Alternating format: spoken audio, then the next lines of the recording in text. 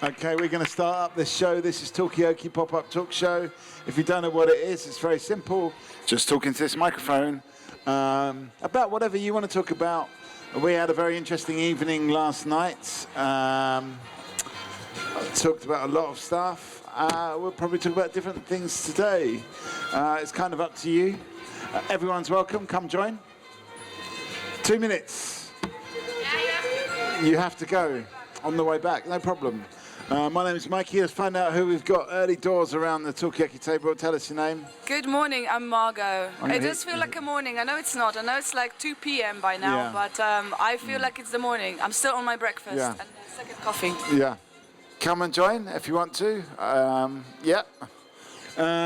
Okay, so where are we going to go with this conversation? I'm going to turn it down because we were on evening level, and this is now a more of a...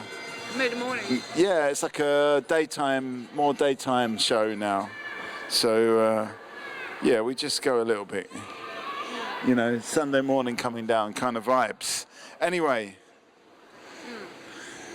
as I said before, come join us. We have to go somewhere else. Okay, well, don't worry, we're here all afternoon. So come back if you see anything interesting that you would like to report on. You know what we can do? Yeah. Just put them here to the side. Just put them there because at the moment we're not needing them, but as this conversation becomes more compelling, as it becomes more exciting, we will gradually, like adding salt to the soup. Yes. Yes. Come and join us. Yes. And this morning we walked to here and we walked along the canal. Yeah, that's true. And I realized there's the bicycles that have priority over the pedestrians. Yeah, so what you're saying that Ghent is a land where the bicycle rules? It's a land for rules. bicycles, maybe not so much for pedestrians, so I quite like this as a pedestrianised area. Come and join us. Did you cycle here today? Yes. Well, come. Just give us a couple of minutes. Tell us your name. I'm Mikey. We've got Margot here. What's your name? Rita. Rita. Rita, yes. Rita. Congratulations. You're our first customer of the day, apart from Margot, but she she works here anyway. Anyway, my name's Mikey. We've got Margot, Rita. What are you doing here today? I'm to the event of the science. Oh, the science. Yes. Okay. Yes. Yeah. In the Crook. Yeah. Yes. Are you at the university. Yeah. Are you a scientist? I'm not a scientist. I'm a nurse. You're a nurse. Do you use science in your job? Yes, sometimes. Yes. The medical part. Yeah. Yes. So, but you've got interest in science. I'm interested in science, of course. Yes. Yeah. Okay. Are you interested in science? Are you interested in science? Yes, come and sit down. We have got Rita, we have got Margot. Interesse hebt in wetenschap, Yeah, and we can do it in a bit of Dutch as well if Rita does not mind to translate. Come and sit down. We've got Rita, we have got Margot, and Mikey. What's your name? Karin. Colleen. And? Adi. Okay, so I'll just say this is Talkaoke, freeform pop-up talk show. Don't feel you have to stay for any period of time, but you can as well. We're going to be here all afternoon. Come and join, yes. And we can talk about anything. The great thing about my job is we don't know what we're going to talk about. It's a big surprise. So it's kind of up to you. We've got a few subjects on the table. Talkshow. Dus we gaan iedereen die passeert uitnodigen om te zien van wilde babbelen over iets. En je kunt zelf kiezen, dat voor 2 minuten, dat voor 5 minuten, en dat voor 10 minuten. Je kunt eigenlijk kiezen, ja. That is right. So, so we're here, but we don't really have a subject as such yet. So we've got Rita, we have got Carleen, we've got Adi, we've got Margot, we've got, tell us your name. Alexander. And Evelyn. Evelyn, yes. Okay. Coffee here or something? We're fully loaded with coffees. But what we don't have is a strong subject. We've got Rita is just going to the science festival, which is in the old library over here. We don't know much about Carlene and Adi. I've just kind of brought them into the conversation, and we don't know much about Evelyn and Alexander. But yeah, we don't have a subject. It could be science. It could be. We also found out Rita is a nurse, very important profession. But I just want to find out about this, like science gets its own festival, right? Yeah. Art gets its own festival, but you're a nurse, like, does nursing have a festival? Like I've got a friend who's a builder. They don't have a festival for builders, and like how is it decided that some things are festival worthy? Like what is a festival anyway? Okay, so you think there should be a building festival? Yeah, definitely. Like okay. Just branch it out a bit. All right. Should there be a building for Evelyn? Have you got any thoughts on this? Festival. What are you, a nurse or a builder? No, I'm an event specialist, so I can build a festival for the nurses if they like. Okay, well that's good. Almost. Yeah, almost. And what was your profession, sir? Economist, but I'm retired, so okay. I was an okay, economist. that's why you're interested in the money side of it. Is there an economic case for a nursing or a building festival? I have my doubts. If there are subsidies, I would say yes. Okay, okay, so it's all about, can we get some subsidies for this? Anyone from the government here? Well, give us some subsidies. Okay, Marco. Sorry, I'm just doing. Yeah. And what was Yeah. Yeah. what was the profession of the madam there? Yeah. I was a chemistry teacher. Okay. And I'm retired also. Okay. Are you going to the science festival as well? Yes. Okay. Okay. The noise and What are you the hoping? sound. Yeah. Audio experience rooms we have been into in the Crook. Yeah. Okay. What kind of sound things are happening there? Can you explain a bit more? No. Strange sounds. Yeah. It's an experiment in which you should adapt your breathing according to the music that is played in the room. Oh, okay. Interesting. That sounds very interesting. It's more interesting than what they've got here. But anyway, yeah. It's interesting about so you're saying that you synchronize your breathing with the music, right? Yeah. It's funny, I was, because I think that can happen with humans as well, and I wonder whether there's some science behind that.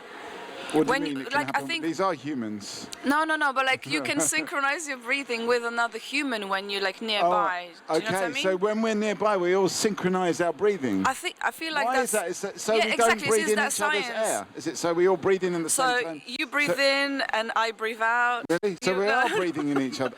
No, it's is it at the like an same in-out, time. or is it all breathe out, all breathe in? All breathe in, all breathe out. That makes yeah. more sense in a way, because then we're not breathing. But I'm just interested Yeah. in the Yeah. in the synchronizing, like you know, because I think it does happen. But is it Yeah. a scientific thing? Is it a psychological thing? What is it? But I'm gonna leave you Okay. because I have to go somewhere else. No, well, thank you. Rita, no apology necessary. It's lovely to have you here. Give us the final thoughts. What do you think about this breathing thing? Do they have breathing in nursing? Good. That's good for connection. Yeah. Very good for connection, for friendship. Okay. Okay. Okay, Voilà. thank you. I think I'll hit you with a round of applause. So we're talking about this breathing thing. Come and join us. Do you breathe? That's what we're talking about at the moment. It's probably a good subject because I think everyone's got a stake in this. Do you breathe, Alexander? Sometimes. Sometimes. Okay, yeah. Is breathing a good business model? Yeah. Is there Money to be made? Yeah, in I mean, Business model, because otherwise you die. okay. I mean, have businesses actually fully kind of explored the area of breathing? Because in a way, it's quite a sort of economy-free part of life, isn't it? Because there's not much business around breathing. It's kind of done for free, and does that frustrate economists? But breathing can be used to for those who sleep, who have troubles in sleeping. So you can have courses for adapting your breathing, such as to have better sleep. Okay, so there is some business to be made in breathing, but I mean, all the breathing we're doing, are we actually really fully taking advantage of the business of breathing? I'm not sure about the business of breathing, but we go hiking. Yeah. And when we hike, I tell my children to breathe and focus on the breathing, and then you can achieve, higher tops and mountains. Really? And yes, it's so easy. If you focus on the breathing, you can do so much more. But they say it's bullshit to me then. I'm breathing already. And I say, no, you're not breathing correctly. If you breathe. Is that how your children talk to you? Yeah. Yeah, okay. Very direct. Okay, so there's a few subjects on the table. Should the children be saying to their mum, that's bullshit? But also the question about breathing. Can you do more when you breathe? And I saw lately a movie on Instagram about breathing, and you had to so quickly, and then quickly. afterwards you I can't recall quite, but higher, but not religical, but it was you're more alert. Okay. Yeah. Maybe I need to do some more breathing. Ventilation. Yeah, hyperventilation, yes. Hello, this is Talkaoke. At the moment we're talking about breathing. Do you breathe? Breathing. Do you enjoy it? Is it just a hassle? Is it? Yeah. Yeah.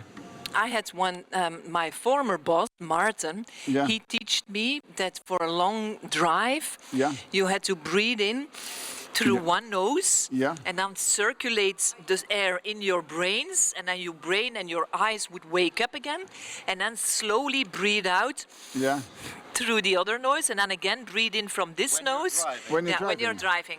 And so I had to do because I had sometimes for work had to drive for a long time. I was doing this now with one hand because I was feeling that my eyes were, heavy. Losing focus, Yeah, so I was breathing in, out, and then from the same nose you breathe in again and out. And it helps from this a good tip. because it opens everything, and you get to the eyes, they get less, they feel less heavy. And you can then also do with students when they are tired. And when you're tired in the car, just do the normal trick, in from one nose, circulate, out from the other, and then in from the same that you opened, and then back out from the other. Maybe we could ask Corinne, as a chemistry teacher, have you ever done breathing experiments with your students? I haven't, no. But I know it's only one nose hole that you used at one time. Yeah. Yes, Breathe normally. So you're not... Is it to rest the other one, or is it... Yes. Yeah, okay, After so we time it changed the other side. Yes. Okay, so we just... The body just itself just switches from one to the other. Yeah. Regulating. Yeah. If you sleep. Yeah. Even awake. Yeah. When you're awake. Yeah. Okay. I have the feeling if I do this, I can't breathe enough. Yeah, but maybe that's because that's your... Can you do it the other side? Yeah, I think so. Can you breathe on that side? Yeah, but it's not enough. We're talking about breathing. Come and join us. If you want, we can switch to Dutch, but then we'll have to get somebody else in the middle of the table. If any volunteers? They all think it's about breeding eggs by the chicken. Breeding. Oh yeah. Yeah. I mean, do chickens have nostrils? Do chickens have We should be in the holes? science festival because we need to speak to a zoologist. Yeah, but they don't have noses. Their beaks, their mouth and their nose is one thing, right? I don't know. Do they have... They have nose openings, I think, Yeah. chickens. I'm looking at the scientists here at the table. Yeah. Yeah, they do. They have like openings, chickens. Yeah. Yeah. Okay. So I'm just gonna regret it. But isn't the beak the... Yeah. No, the beak is not the nose, but it's kind of... The nose goes through the beak. Yeah. Also, there's... Openings, I think. Yeah. Okay. Well, let's just spread this out. Do you know anything about chickens? Come and join us anyway. Yes, we'll give you a round of applause. So we've got Alexander, we've got Evelyn. Yes, you can join us as well. You don't need to know about chickens to join us. In fact, none of us know about chickens, but we're looking for a chicken expert. Okay, give us a final thought. Give us a final thought. Please. A last thought. On chickens. Anything. It could be anything. It could be on your economics expertise. Could we monetize this conversation more? The war. Stop the war. Okay, that's a good one. Right, so we didn't get your name. What's your name? Philip. Philip. We've got Alexander, we've got Evelyn, we've got Margot. I'm Mikey. And I mean, this is a free-form talk show. We've been talking about breathing. I think it's an interesting conversation, and we moved on to chickens. Can chickens benefit from breathing through one nostril at a time? Is the question at the moment. But we can talk about anything. We can go in any direction.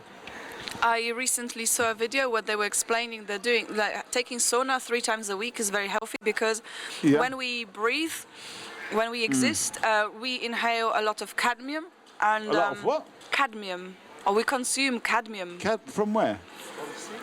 From different places, I don't know. And then and lead. And lead? From like fumes and stuff like that. Yeah. And then your body needs to like get rid of it, and the sweat is the best way of doing it. So you inhale it, but you expel it through your body. And I thought, okay, I could really get on board with sauna 3 times a week. That's nice, but yeah. Yeah, what's that? So to get rid of all the toxins. Yeah. Your sweat basically. Yeah, Toxins come out with the sweat, and then it's What? By doing what? The sauna? sauna, just being hot. Oh, sauna, sorry. Sauna.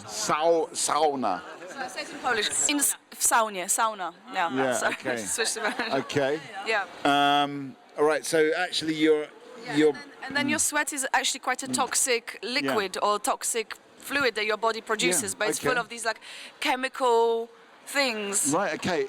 Okay, so How many times do you need to do that? The sauna? The sauna, I think about 3 times a week, they said. Right, okay. To properly purify your body from the toxins, Okay, we just found out that sweat is toxic. I mean, that's one of the great things about Talkaoke is every day you learn something new. I never knew that sweat was toxic.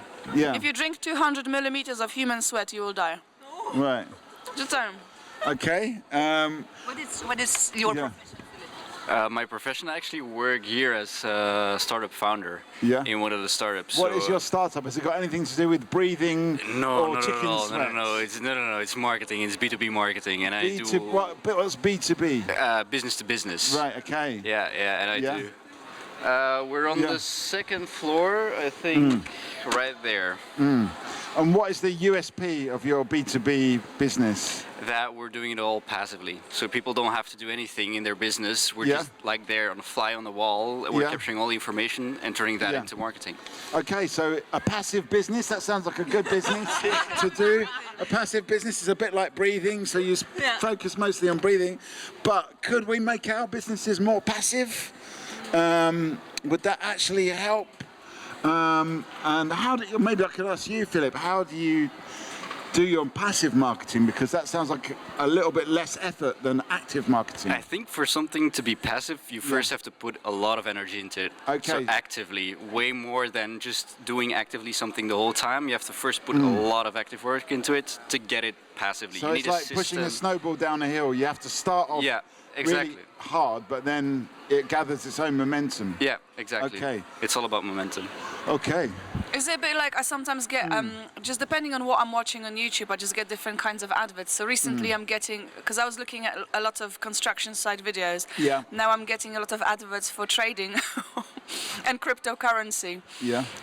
And they always say, these guys on the videos, they say, hey, come and increase your passive income. Passive income. Passive income. Yeah. Have you got a passive income? I've learned 5 tricks which got me to passive income. I never watched these videos, but I'm just interested in this passive income. I think that it must be very popular because I think a lot of people do it, but how do they do it? I mean, it sounds like quite a good idea, passive income. Have you got passive income, first of all? I hope so. Yeah, okay. Would you like to have one? Yes. Okay. You've got passive income. At this point, I'll see if it's going on. You have a passive income? Yeah, I have. Yeah, wacht, look at this. No, at this point, not. You've got a passive outcome. But there's someone. I have an account. With money on it, and it's coupled to another one's account who is trading. Right. Okay. So I'm doing nothing, but he's trading. And so you're kind of investing in another trader. Yeah.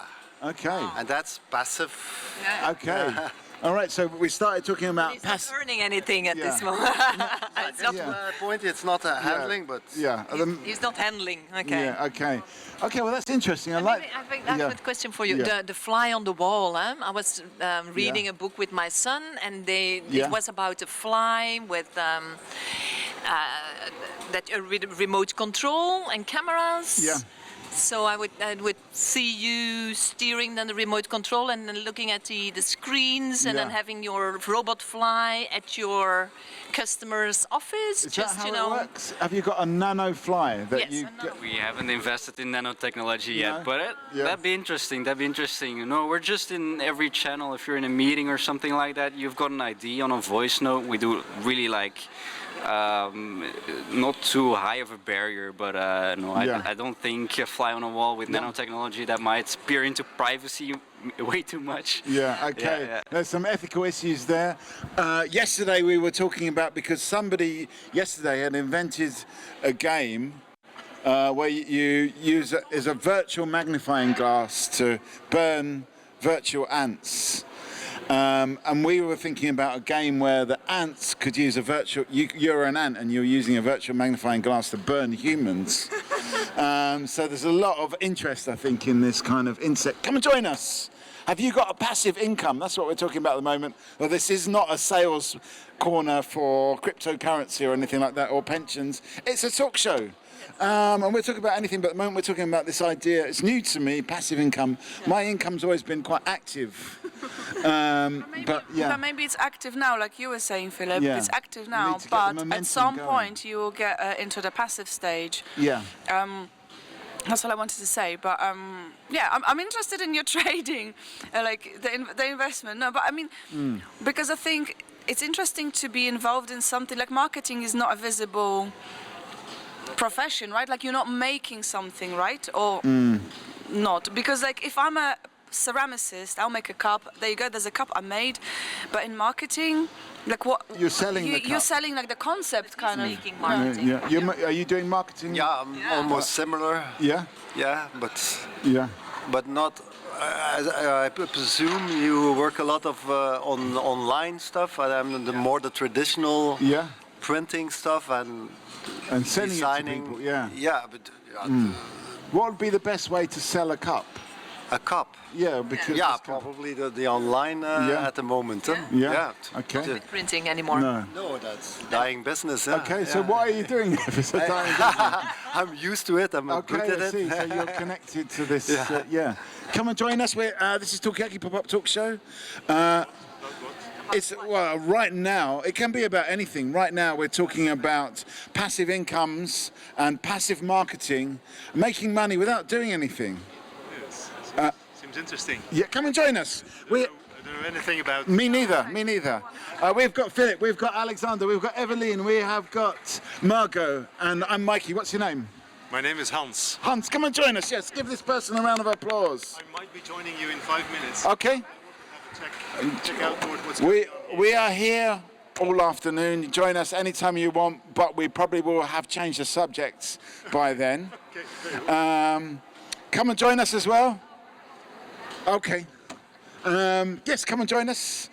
Something at 3 o'clock. Okay, no, 2 minutes. 2 minutes. It's fine.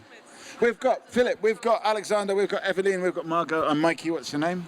Brigitte. Brigitte. At the moment we're talking about a few different things. We're talking about making money without actually doing any work. That's what Alexander does. Try to do it. Yeah, tries to do. At the moment it's not really working. That's definitely a...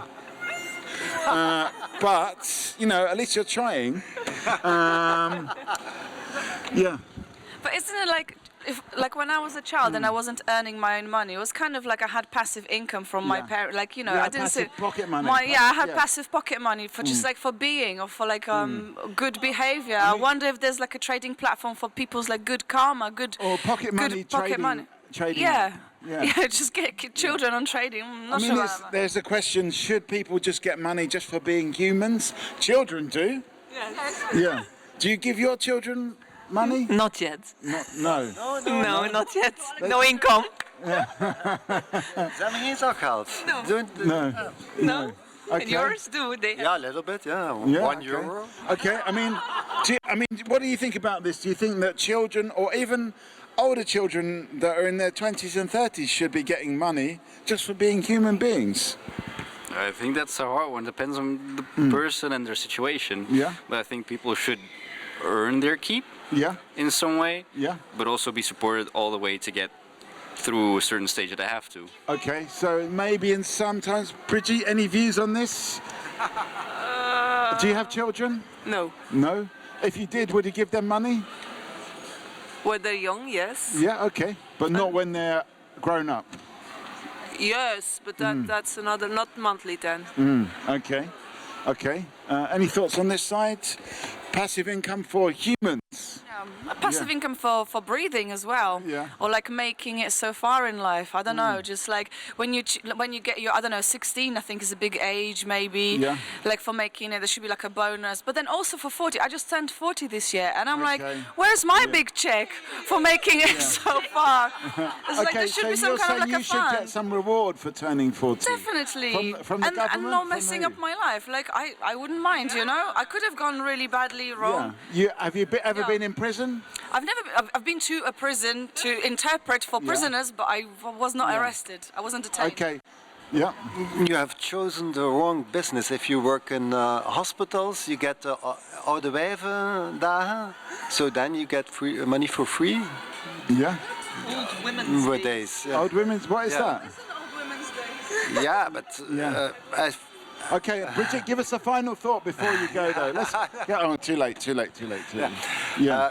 Every year you get older, you get more leave, so more pay for nothing, to do nothing. Yeah. Okay. Is that a good idea, do you think? Yeah. If you, I don't have it, but I don't get it. Then, or is it for guys as well? For everyone? Yeah. Okay. Yeah, it depends which profession you do. But it's a big deal in Belgium. Yeah, but not in the marketing. Come and join us. This is Talkaoke. It's a pop-up talk show. We're here for one day only. Where do we want to take this conversation? Maybe we need to get some fresh blood. Exactly. I was going to say fresh blood, but then I thought maybe that sounds too scary. We're not going to be bleeding anybody here, but we're going to be bleeding their conversation, I suppose. Philip, where would you like to take this conversation? An interesting one about the stress was that I read about somebody in a scientific study that the best way to relieve yourself from stress is talking to other people, because you release pheromones of stress when you talk about it. Right. And that actually carries the stress through multiple people. So that's why like help groups are actually good, because you release stress, other people feel it, but instead of one person carrying all the stress, you have maybe 10 carrying all of that stress. Hi, come and join us. This is Talkaoke. Yes. Come and join us. We've got Philip, we've got Alexander, we've got Evelyn, we've got Margot and Mikey. Tell us your name. No, that's fine. This is a very. There's no. There's no compulsion to join here. But we're talking about stress. We're talking about does actually talking to other people relieve your stress? In which case, I should be very unstressed. Stressed? But for example, if I was stressed right now and I was releasing the pheromones and passing on my stress to you guys, would that then, obviously it would help me from what you're saying, but would it make you feel worse? Or is it more like we just spread it out a bit within a healthy level? We need that economist guide. He could. It's a shame he's gone. But no, but I'm just interested. Like, is it about? Oh, I feel better, but you might not, because you maybe absorbed my stress. So is it like that, or is it? I mean, if one person is very stressed and another person isn't, then isn't that okay? Just to absorb a bit of another person's stress, just to share it just for solidarity purpose. Yeah. I don't know. Depending on the. Have a level that we can handle of stress, and if we're just dissipating that, people can help you. Yeah. You know. So it's okay just to give other people your stress? Yeah. Okay. All right. Okay. So we need more talkiokes. We need more pop-up talk shows. Well, we know that. Yeah. Maybe we need to do some passive marketing of this Talkaoke business. How would you? Do marketeers. Yeah. How would you? Okay, we're gonna do. Okay, this is how. Okay, right. Hang on. No, wrong button. It is. Okay. Philip, you're a marketing expert. how would you market Talkaoke, the pop-up talk show? Actually, first one, it's very good that you're doing something physical in the world of digital these days, because people feel way too overwhelmed with everything that's digital. As you said, you get ads of crypto or whatever. People don't see the trees behind forest anymore. I don't know the word in English. Pressure, sorry. Yeah, I was getting I felt it as well. I had to talk faster. But just something physical in the world of digital is always good. And you have to but get in a digital world. How do we market something so physical, so immediate, so in a human space when everything is happening in the digital? How do we actually? You just have to show the authenticity of it behind it, the person, the people behind it, because you see way too many, just something behind there. There's a brand but no people, but people talk to people, so it's face to face. Okay, some very good points there. Okay, now it's your turn, Alexander. Okay, let's have a big round of applause for Philip. We've got to do that. Hang on, we've got to do that. Okay, now it's your turn. How would you market Talkaoke? Just take a picture and post it. Is that your final answer? That's something I find it really difficult to do myself. Take a picture. I really don't like to do that. Yeah, okay. The youth does it constantly. Yeah. It's a good thing. They share constantly. No? Yes. Well, no, I agree. I totally agree. Go on, Marco. It's interesting because, I think the connection, there's a lot of content on social media and in the world out there, which is video, which is podcasts. There's obviously a lot of photos. The world is very visual, but, which is great, but at the same time, what people truly want, in my opinion, is the connection, and that you cannot convert to a compelling picture. I mean, you can try. I mean, I guess that's when art comes in. You can be very creative or whatever, but the real feeling, like the pheromones of stress or pheromones of joy, I don't know. Does that come across online as well? That's I don't know. Yeah. Hello. Yeah, come and join us. Are you happy today? Yes. Yes. Yes. Yes. Yes. Yes. What's your name? Ruben. Ruben. Ruben and Lucas, come and join us. What languages do you speak? Nederlands. Netherlands and Nederlands. Netherlands. Okay. And do you speak English? Do you speak some English? A little bit. Yeah, you're doing very well, I think. Yeah. So what are we going to? There's a question about. Okay, Philip, give us a final thought before you go. Keep being authentic and keep speaking to people. Keep it face to face. Okay. And thank you for your marketing advice. Our business is going to be growing exponentially from now on. Anyway, come and join us as well. Okay, maybe as well. Evelyn, maybe you could do a little bit of translation. Yes. I think we should ask the question about the pocket money that came up earlier on. Okay. Should people get money just for being people? Ik zal vertalen. Ja. Moeten jullie geld krijgen omdat jullie gewoon mens zijn? No. No? Waarom niet? Waarom niet? Ja, omdat je gewoon... Ja, je moet iets kunnen doen om geld te krijgen.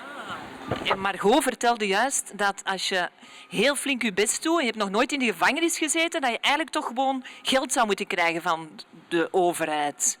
Of van, vind je dat niet? Omdat je gewoon een goed mens bent. Zij is al 40 jaar een goed mens. Ze heeft nog nooit in de gevangenis gezeten. Moet ze daar niet voor beloond worden? Moet ze niet een grote cheque krijgen, een bankcheque met geld erop, die ze kan spenderen om nog beter mens te zijn? Any thoughts, Ruba? Wie gaat er dat dan betalen? En de overheid moet dat dan betalen. Ja. Is het een goed idee, Ruba? Is het een goed idee? Ja? En krijgen jullie zakgeld? Nee, een beetje. Een beetje. Ja, ik weet het. Oké. Ja. Say again? Ik gewoon eigenlijk ver nooit, maar dat komt op mijn bankrekening te staan, dus ik weet het eigenlijk niet echt hoeveel ik krijg. Okay, you know what, Evelyn? I think you should go in the middle because you're communicating so well. with these young people. I think you should have a go in the middle. Okay, stay there. We're gonna introduce our latest speaking all the way. Okay, we're gonna swap around. I'll just give you this mic to begin with, and then we. Okay. Yeah. En wat is jouw naam? Lucas. Ah ja. En jij Ruben. Ruben.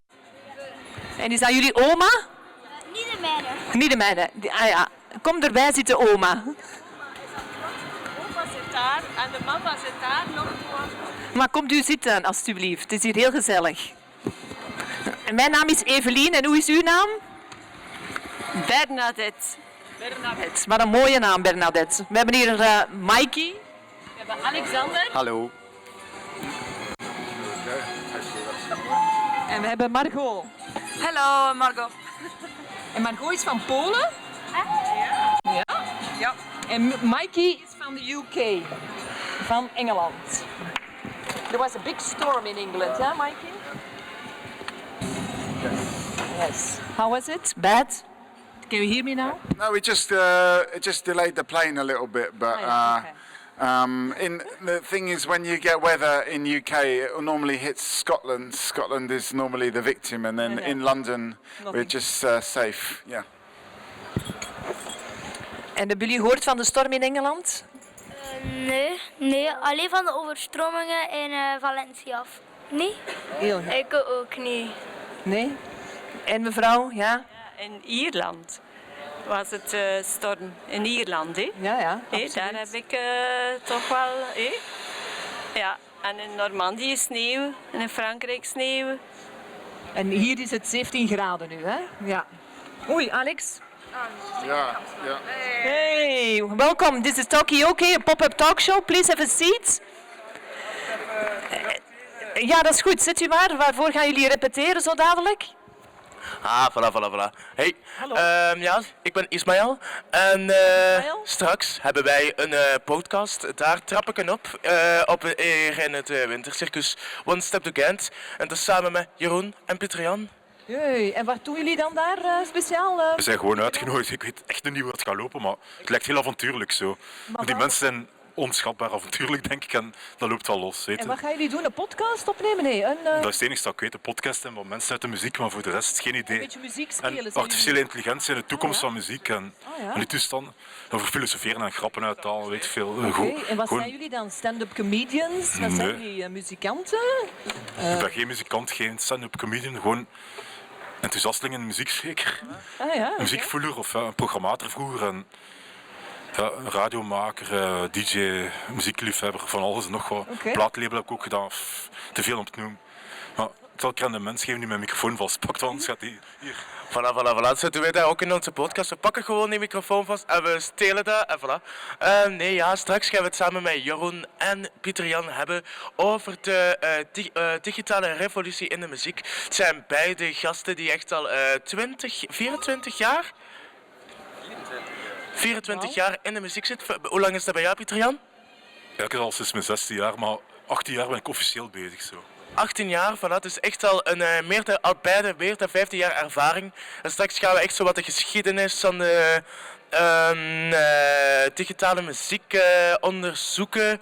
En hoe dat de digitale, hoe dat het er in de toekomst zal uit gaan zien. Oké, super. En hoe was uw naam? Ismaël. Ismaël. En hier hebben we? Pieter-Jan. En hier hebben we? Louis. Ja. Dag Louis. En ik ben Jeroen. En hier hebben we? Alexander. En hier hebben we? Mikey. En dan hebben we nog 2 jonge heren. Lucas en Ruben. Ja, Lucas en Ruben, zijn jullie al bezig met digitale muziek? Nee, maar ik luister soms wel muziek. Maar... En wat voor muziek luister jij dan? Ja, ik weet niet. Soms traag muziek, soms ook snelle. Zo raps, Eminem en Travis Scott en zo. En jij? Ik een beetje hetzelfde als Lucas. Oké, cool. En hoe luisteren jullie muziek, jongens? Welk medium? Oh, ik weet het eigenlijk niet. Ik weet eigenlijk, ik luister niet veel muziek meer. Maar jij kijkt muziek misschien op internet? Nee, ik ben eigenlijk niet echt bezig met muziek, meer met tennis en... Oké, cool. En jij? Ik ben meer bezig ook met mijn hobby's, met tennis en zwemmen. We hebben hier 2 tennissers aan tafel. Hebben jullie nog tijd naast muziek voor sport, heren? Ik denk gewoon wandelen door de stad op een vrije manier of zo. Als skateboarden, maar zonder skateboard. Ja. Dat is mijn hobby. Ja, die van Go mij with the ook. flow en zien wat het oplevert. Ja. Altijd is er wel iets verrassend of nieuw, weet. Ja. Ik Go hou with the flow. ongelooflijk onwijs veel van wandelen. Ik heb hier juist ook, hè. met Alexander heel Ghent doorgestruid. Ik ben van Antwerpen. Alex, hou jij van wandelen? Ja, een klein beetje. Ja. Een klein beetje. Hebben jullie nog tijd voor buiten muziek, nog voor andere hobby's? Of, buiten muziek? Ja? Of dat ik dit van mijn persoonlijk leven doe je? Ja, zeker, tuurlijk. En wat doe je dan buiten muziek nog? Zo? Waar Buiten muziek? haal je je hart op? Wat, Doe ik nog spoken word. Ah ja, oké. Ja. En wat houdt Geen dat in, muziek. spoken word? Spoken word is eigenlijk poëzie, maar dan meer podiumgericht. Dus dat de druk eigenlijk centraal staat, dat de uitcheck, de noodzaak van de boodschap belangrijk is. Ben je nu aan het freestylen? Dat? Nee? Freestyle. Ja, doe eens een kleine spoken word performance. Een kleine spoken word performance doen, alright. Dan oké. mag ik wel gerust een tekst brengen, is goed. Over technologie heb ik toevallig een tekst. De technologie demdigt onvermoeibaar voort. Zeg, hebt het laatste nieuws al gehoord? Echt ongelooflijk, mega gestoord. Er gebeuren mega veel dingen. Hebt je mij al gehoord? Mega goed gegeten, film de series bekeken, kledij vergeleken. Kijk, hier moet ik spelen. Een foto met een ironische quote eronder. Het is met filter, maar ik zeg het is zondig. Op zoek naar een beter username dan King Konna. Reageer op HLN om reactie uit te lokken. Hashtag good life, hashtag lifestyle, hashtag welzijn. Hashtag staycation, hashtag summer, hashtag giveaway, hashtag music, hashtag public, hashtag follow mij, hashtag hash, hashtag tag, hashtag kom erbij. Het rechten, het plechten en iedereen is blij. Ik wil u niet opleggen, geef uw geld aan mij. Ik tag iedereen, zoals dat ken ik u niet. Ik vind de vrouw leuk, stuur een foto van me. Check materiaal dat ik heb aangekocht met deze kortingscode, hashtag gesponsord.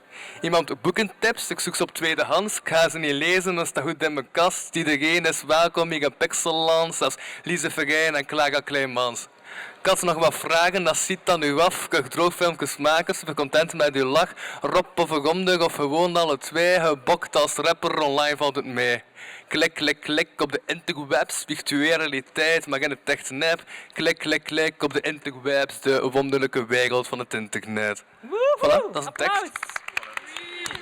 Yay! En dit was, zeg nog eens wie dat je bent? Ah ja, Louis, maar mijn stage name is Overdosis, dus dat is de naam waarvan ik sprak. Overdosis, Louis van Overdosis. Applausje. Hey. Goed gedaan, Louis, dankjewel. En we hebben hier iemand nieuw aan tafel, welkom. Ik ben Joni. Dag Joni, dit is een talkshow, pop-up talkshow en wij noemen Talkaoke. Dag Joni, en wat doe je hier vandaag? Ik help Louis met een podcast. Ah, oké, wel gekomen. En we hebben hier nog iemand nieuw aan tafel. Wie ben jij? Ik ben Nikas. Nikas. We hebben een Lucas en een Nikas. En een Ruben. En kennen jullie elkaar, jongens? Oh, een laatste... We moeten weg naar een andere dimensie. Oké, heel goed. Say hello to the next universe. Bye. Dankjewel, heren. Oké, kennen jullie elkaar, jongens? Ik ken hem en hem. Oké, en wat zijn jullie dromen? Waar dromen jullie van? Voetbalster te worden. Oeh. Tennisser. Een tennisster. En nog een tennisster. Ja.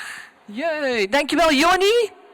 Nog een laatste quote van de dag of een laatste gedachte voor ons. Jullie zijn wondermooi. Oh, dank je Joni. Applaus voor Joni. Onze pop-up talkshow is voor iedereen toegankelijk. Kom erbij zitten. Misschien hebben jullie wel een leuk idee waarover we kunnen praten vandaag. Vertel mij uw naam. Ik ben Frederik. Frederik. En hier hebben we Alexander. Ja, nee, maar ga even wat. En hier hebben we Mikey. Mikey en Lucas. Lucas. Ruben. En Nikas. Nikas. Alexander, Frederik was het, hè? Ja. Frederik, wat doet u in het dagelijkse leven?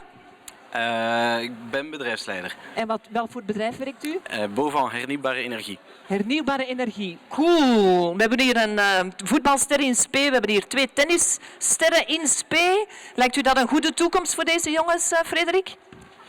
Toekomst verzekerd, ongetwijfeld. Voilà jongens, dus je weet wat u te doen staat uiteindelijk. Gezond eten, veel slapen, want dan kun je goed presteren. Ja, veel slapen, alleszins niet. Ah, oei. Slaap jij veel? Do you sleep a lot, Mikey? I sleep a lot. But I love sleeping. It's my favorite thing to do. I sleep normally 9 or 10 hours a day. Very healthy, hè? Het is heel gezond, hè? Voldoende slapen. But Lucas doesn't like to sleep, hè? Je houdt niet van slapen. Hou jij van slapen, Ruben? Ook niet. En Nikas? Nee. Nee, ook niet. Frederik, hoe belangrijk is slaap? Slaap is belangrijk, maar doen we veel te weinig. Absoluut. Applausje voor Frederik met deze wijsheid. Zet u erbij, dame. Wie ben jij? Hoe is jouw naam? Maren. Ja, Maren. Slaap jij veel, Maren? Soms. Soms. Oei, ook te weinig. Deze 3 jongens slapen te weinig. Maar Frederik weet hoe belangrijk dat het is voor een tennisster of een voetbalster te worden. Wat wil jij later worden? Ik weet het niet. En wat zijn jouw hobby's, jouw dromen? Mijn hobby is turnen en dansen. Ah, turnen en dansen. En zou jij daar ook een ster in willen worden? Toch wel. My god, Frederik, dat wordt hier een dansster. I mean, can sleeping be a hobby? Because it would be my hobby, I think. Oh. It's just a shame there's no competition for sleeping, because I think I would win. Yes. But I'm not good at any of the other sports, but I'm good at sleeping. Ah. Yeah, a quest. Guinness Book of World Records. Yeah. Person that sleeps the longest. Yeah. Shouldn't that exist? Yeah. Or it might exist. Or you should launch it. En Einstein, hè? Kennen jullie Einstein? Einstein die moest dan powernaps doen, hè, om te zorgen dat hij fris bij de les bleef. En Einstein ging dan met een lepel in zijn hand op de stoel zitten en dan begon hij te slapen. En hij zat dan recht op zijn stoel en van zodra dat zijn lepel op de grond viel, ting, werd hij wakker. En dan wist Einstein, voilà, ik heb een powernap gedaan, ik kan er nu terug tegenaan. En mijn dochter is aan het studeren voor haar examens en die probeert nu ook, like Einstein, powernaps te doen, al rechtzittend op een stoel met een lepel in haar hand, totdat die lepel, kling, op de grond valt. Gaan jullie dat ook proberen? Ja, weet het niet. Ja. Zeker. Zeker. Goed, Nikas. Powernaps zijn ook belangrijk, hè? En ik ken nog een leuke manier om een powernap te doen. Mijn baas vroeger, die kocht voor ons een hoofdkussen waar dat je 2 armen in kon steken en dan kon je zo gaan liggen. En dan mochten wij met dat kussen even een powernap doen op onze bureaus, op het werk. En dan als wij daarna maar dubbel zo hard presteerden en goed werkten. Want als je moe bent, dan kan je niet leren. Toch, Maren? Superbaas. Voilà, superbaas, hè, dat we af en toe mochten slapen. Hè. Mogen jullie slapen in de les? Nee, oei. En als jullie het moeilijk hebben, wat doen jullie dan? I just found out the world record for sleeping is 8 days. Oh. 8 days without waking up. Oh. And that was without being in a coma. Yes. So I don't think I could do 8 days. I thought I was good with 10 hours, but 8 days. No. That's we don't believe sleeping, this record. We don't believe this. No. Sure, yeah. Maar de dieren doen het nu, hè, aan hun winterslaap. Animals, they do now. Hè, ja.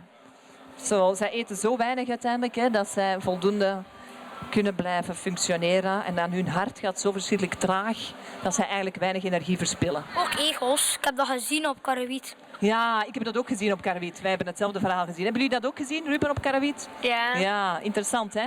Kijken jullie naar Karrewiet, jij, Nikas? Nee. Oei, ja. En Mara? Ja. Ah, interessant. En lezen jullie nog boeken?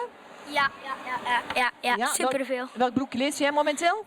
Het Megamonster van David Williams. Oh, cool. En ook van Mark de Bijl, de ridders van de ronde keukentafel. Zalig. Is dit een ronde keukentafel? Ja, een soort van, maar dat moet dan ook nog wel. Oké. Wat ook belangrijk is, is eten. En wij gaan nu iets gaan eten hierboven of hieronder in de buurt. Jee, en wat wordt het? Wat schaft de pot? Geen idee, we gaan zien wat dat er is. Waar hebben jullie zin in, kids? Je hebt al kauwgom, Mara, dus je hebt... Al voorzien. Jij bent al voorzien. Waar hebben jullie zin in, jongens? Croque monsieurs. Oké. Ook croque monsieurs. Oké. Kaasburgers. Oké. Sowieso iets met kaas. Voor jou ook maar een kaas vandaag? Misschien. Frederik, u weet wat er op het menu moet zijn. Oké, we gaan zoeken. Dankjewel voor jullie bijdrage aan de ronde tafelgesprek. Nog een laatste... Ja, kaasburgers is eigenlijk geen kaas. Dat zijn gewoon een soort van hamburgers met iets ertussen. Bizar. Ga het ontdekken, Lucas. Dankjewel. Dag. Ja, nu ik ook pauze. I'm sorry, but I feel awkward. You feel awkward? I don't know. Thank you, Mike. Well done, Evelyn. A great round of applause. Get down from that ramp, Marco. We're going to carry this on. This is Talkaoke. I'm going to jump in. amazing job, a growing talent I think we've got in the middle with Evelyn, especially good with the kids as well. Maybe we've got our junior Talkaoke specialists, and there's some big subjects there, sleeping. It's a big subject. Are we getting enough sleep? Yeah, I'm sorry, but that's a really massive subject. I've not slept for long enough for weeks, and I'm really feeling it. I feel like my eyes are actually like hidden inside of my skull, and I will do this exercise, and I will go to sauna, the one that Evelyn is doing. Yeah. I mean, I'm all about face yoga. I'm not like doing it regularly. Face yoga. Just trying to do that. Are you doing face yoga? No. It's a woman thing, I think. Is it? I think so. Yeah. Evelyn knows what I'm talking about. Do you know? No, I've never heard about it. So can you show me some face yoga? Okay. This is very like daytime TV kind of vibe with the face yoga. Go on, yeah. Okay. We've got our expert on face yoga here. If you're interested, come and join. Yeah. Face yoga, like for instance, you could be doing, like if you don't want to have drooping, they call it the marionette wrinkles, right? Yeah. Like, so there's these here, then you should really be kind of like looking at the groups of muscles which are here. So you should be doing this, for instance, like go under your cheekbones, just like this. Then also you should do this. It's more like face massage, really, like that. This is actually really good because I speak a lot in my job. This is good warm-up for the lips. So then you can say all the so that's good for that. That's the side effect. Hang on. Come and join us. Have you ever done face yoga? Face massage. Or face? Come and join us. We have got Margot. We've got Alexander. We've got Evelyn. Yes, you can bring. There's no age limit on Talkaoke. You can bring anyone. Have you ever done face yoga? Do you know what it is? Yes, you do. There's an app for it. Okay, that's such a... We need to speak to our guy Philip from the startups for the app, marketing the app for face yoga. Can male persons do it with moustache? Yeah.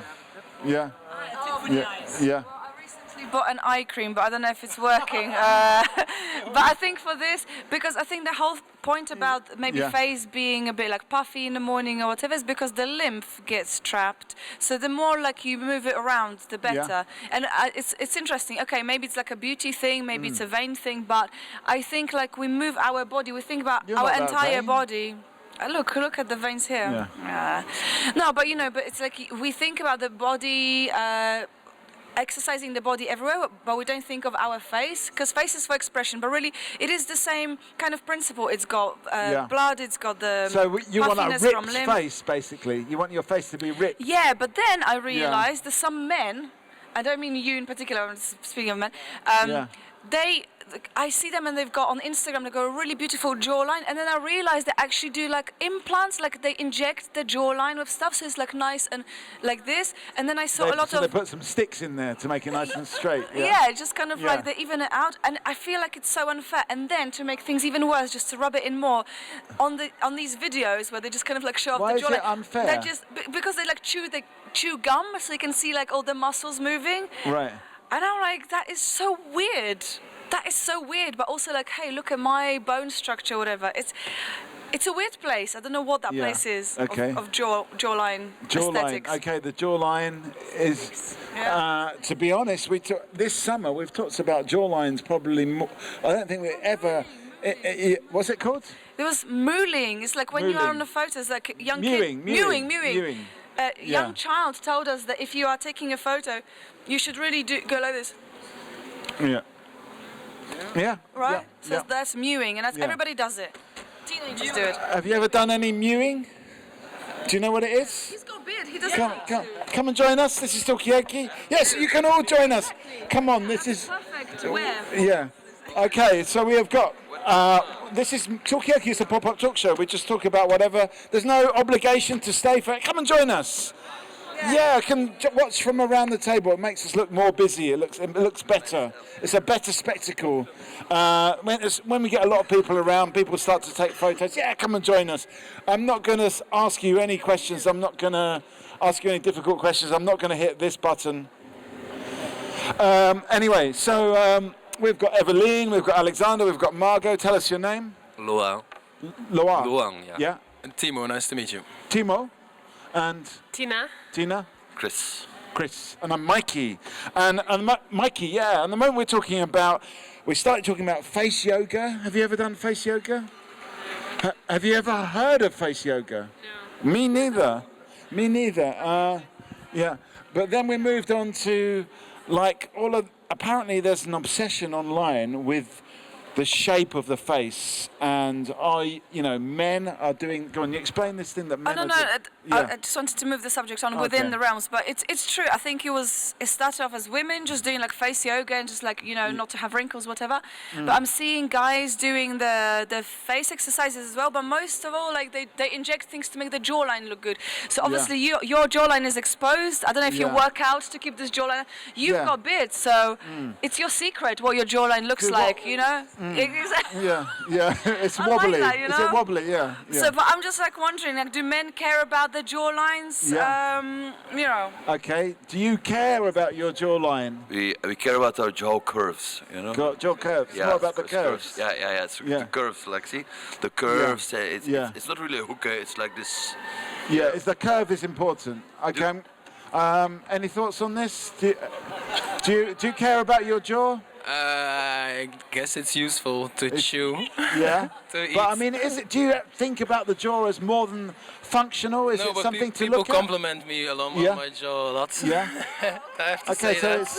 That's nice. So it's in the air. Okay. Yeah. They call you Jaws. Okay.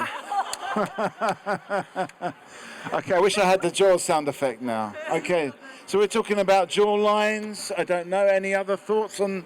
No? Jaws? Have you ever looked at other people's jaws? I know I said I wouldn't talk to you, but you do look at jaws. All the time I see women be very obsessed with how their jaws are looking.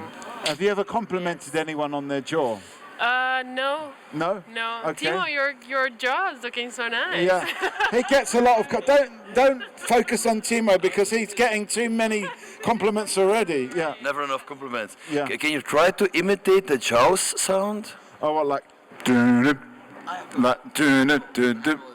right. From the shark, from the sound of the shark. What is this? Oh, I can do that. Yes. That's anyway, where are we going to go with this? We're going to talk about dangerous sea animals. Are we going to talk about the internet obsession with faces and our face health? Because it's a new subject for me. 27 years I've been doing Talkaoke. We've never talked about exercising the face or face health. Yeah. I've never thought about the jawline until it was like about 6 years ago or something like this. I was working in this art center. Yeah. Let's hit these people with a round of applause. Yeah. And I remember we had some kind of like a Christmas drinks with the office, and I got chatting to a marketing person there. Okay. And then we were talking about age, and she said, "Oh, all of my friends, we are all getting soft around the edges." And I'm like, "What do you mean by that?" Yeah. I said, when you get older, you just like you lose the definition or whatever. Like your jaw gets a bit like rounded and stuff. And that's literally first time somebody put that thought in my mind that when you get older, you get soft around the edges, which sounds really nice. It sounds okay to me. Yeah. But apparently it's a bad thing. I was so shocked. I mean, we were talking about that last night as well. We were talking about age and people's. It was mostly 20-year-olds around the table, and I was like the token old person. But all those 20-year-olds were concerned about what they were going to look like when they're older. My niece once was a victim of a jawline scam.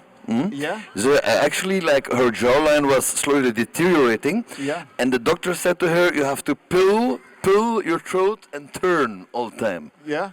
Which of course makes it worse. It's like she was doing it all day. It was always growing and getting longer and longer. Yeah. It was traumatic to see it, man. Right. Maybe she's still doing it, Okay. I don't know.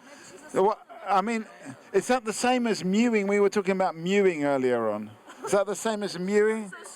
news. Okay, do you know about mewing? Did we get your name? I can't remember. I'm just no, we didn't. Okay, so we've got Margot, we've got Alexander, we've got Evelyn, we've got what was it again? Chris, that's right, and Tina, and I'm Nevada. And do you know about mewing? I really truly don't. No. Have you heard of it before? Yes, and I'm very lost. Yeah. Okay. Well, Margot knows about it, and then we've got Timo. What was it again? Loan. Yes, right, and. Talmage. What's it? Talmage. Talmage. So yeah, I'm Mikey. Yeah. So have you heard about mewing?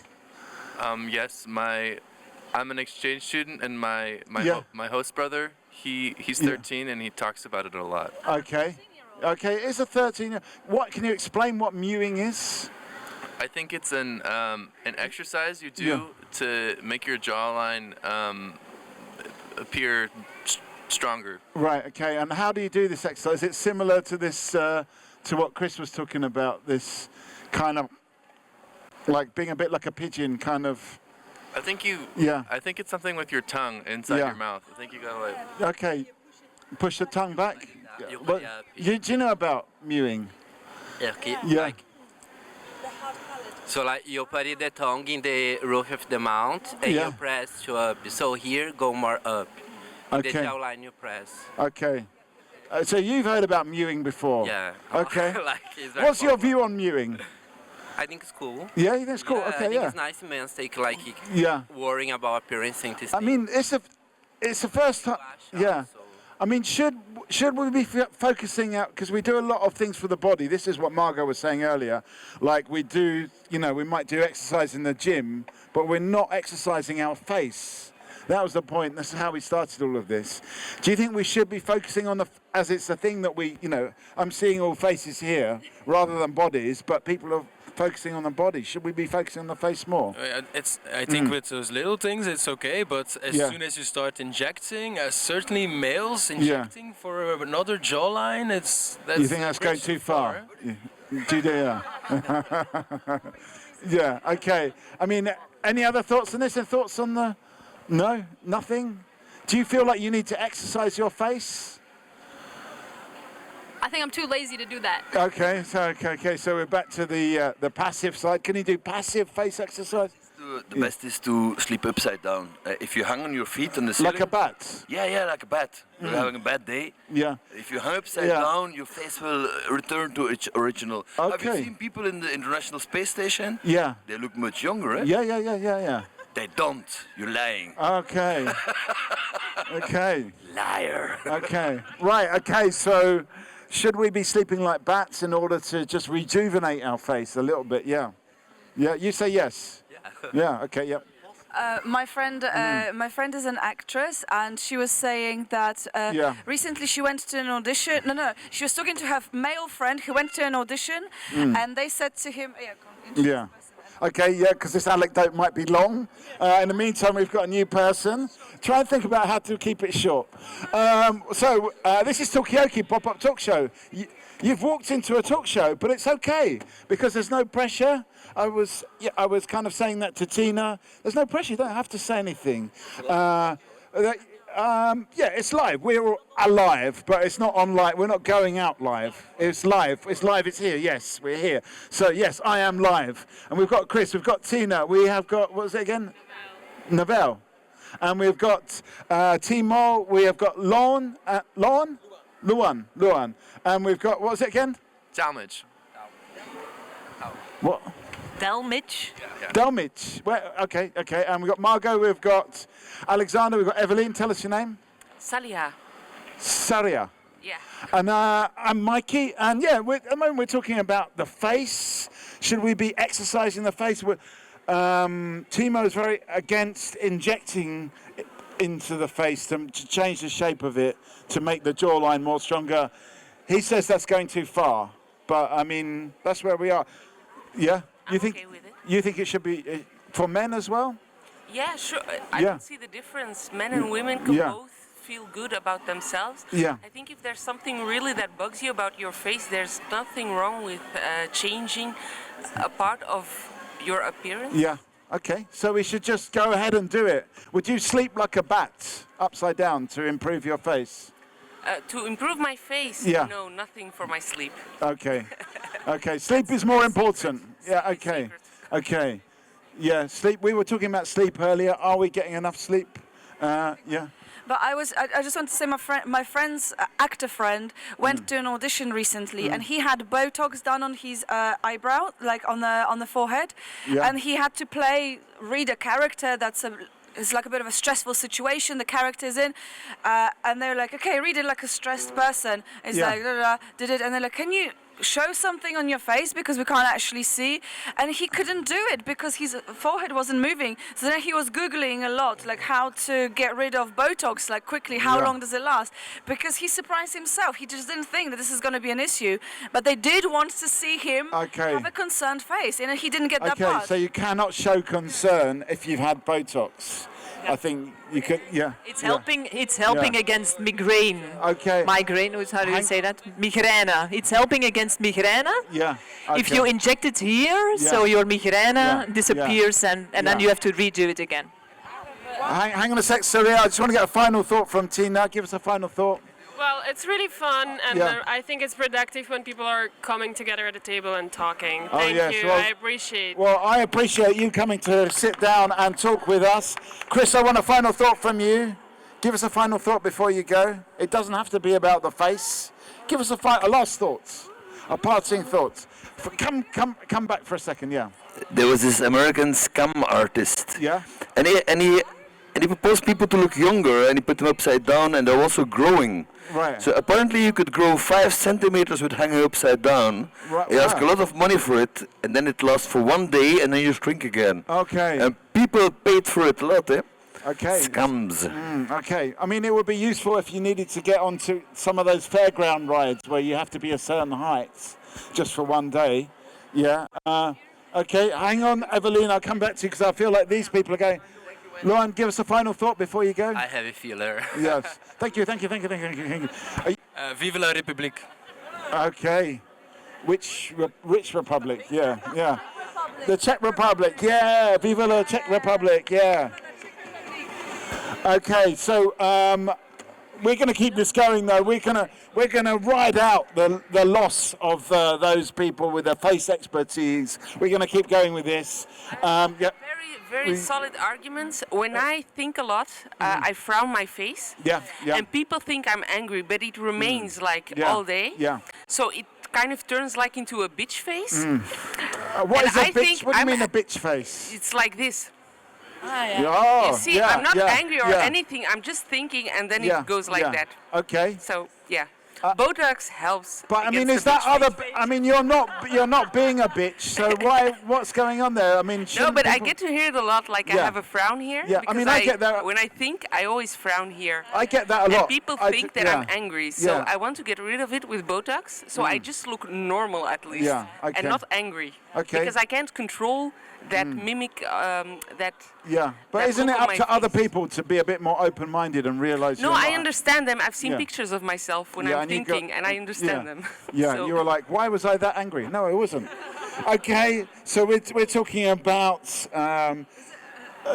Is it called the resting bitch face? That's the expression I've resting heard. bitch face. Yeah, when you're not you're just sitting there thinking about something. So you're resting. You're not actively doing anything.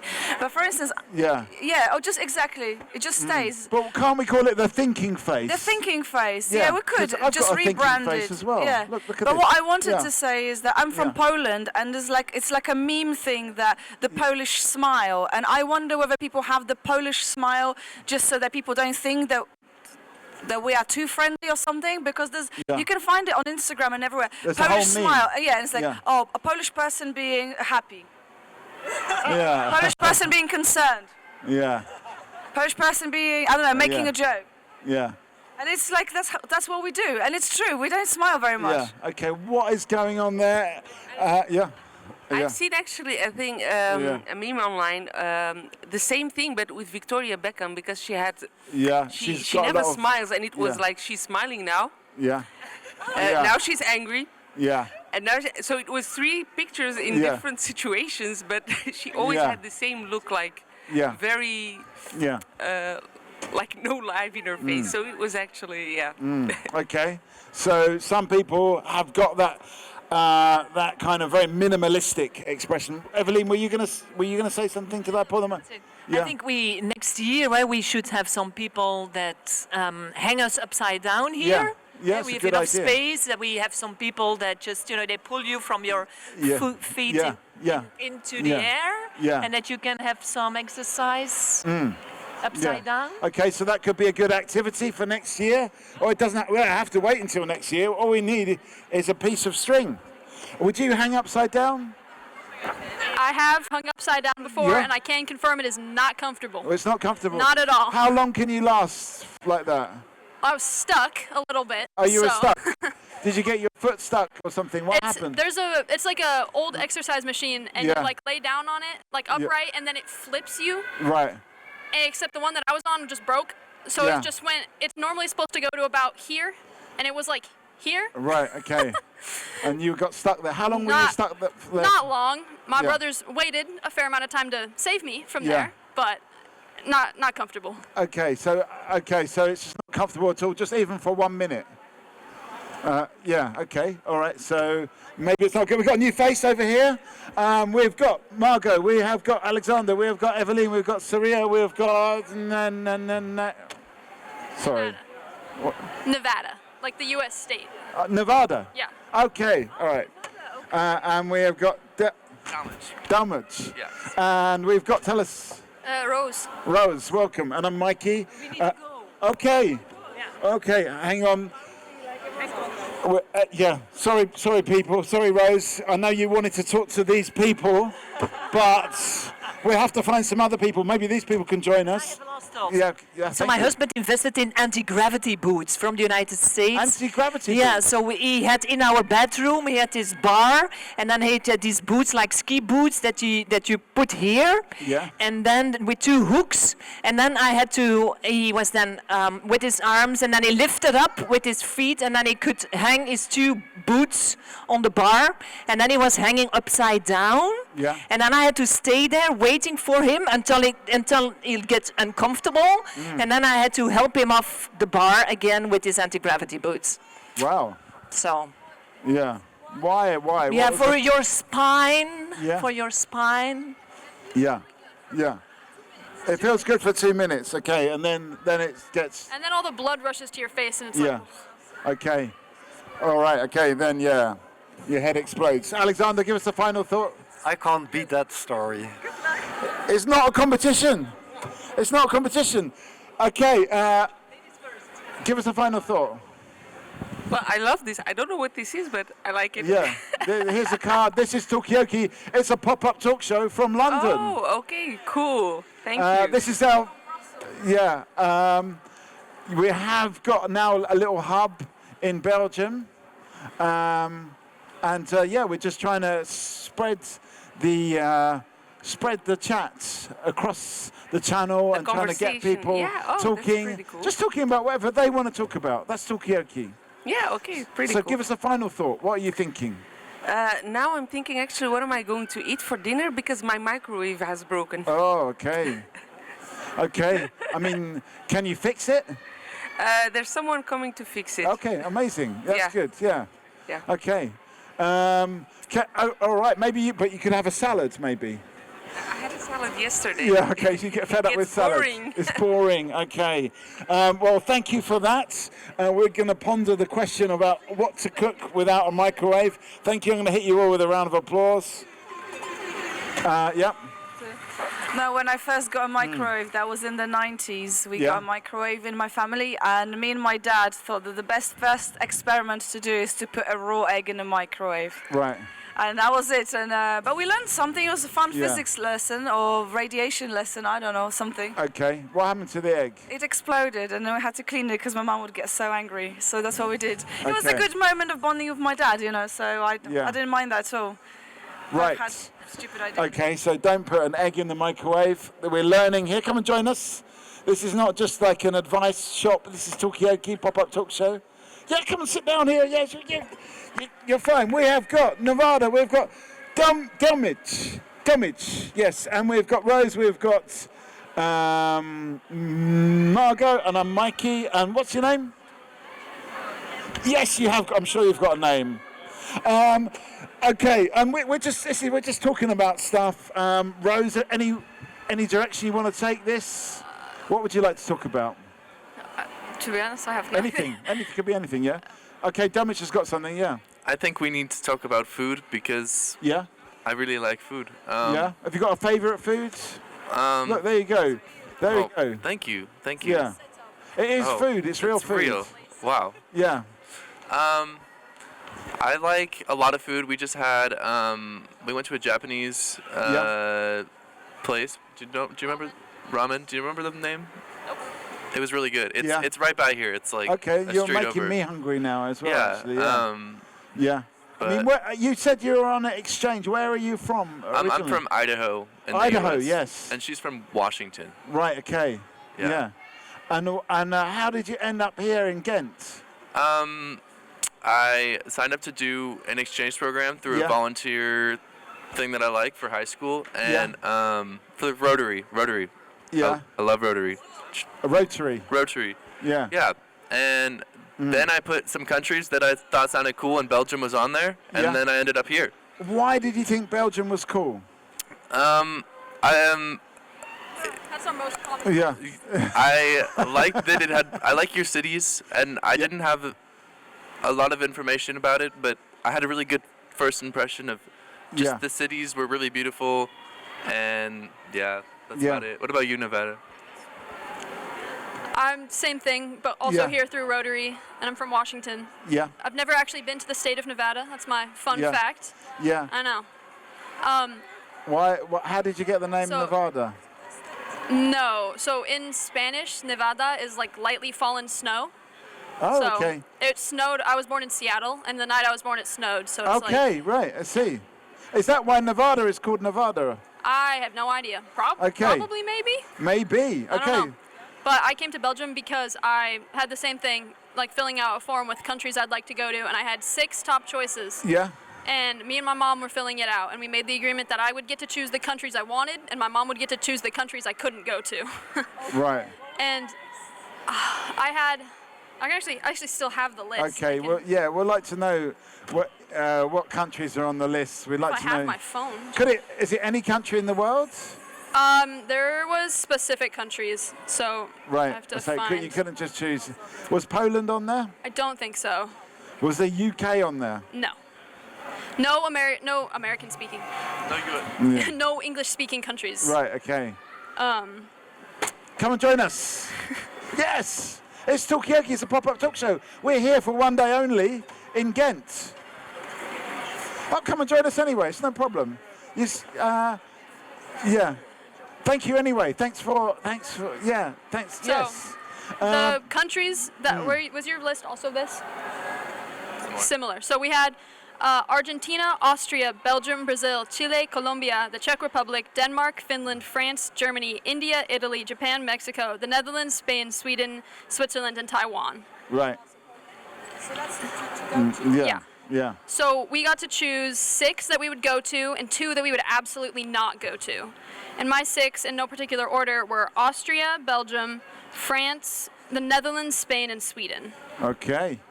And then originally was just, I didn't have Belgium, and I was like, I have one more that I can add, and I didn't know what to add. My mom was like, hey, you should put Belgium on your list. And I was like, okay. Yeah. Sure.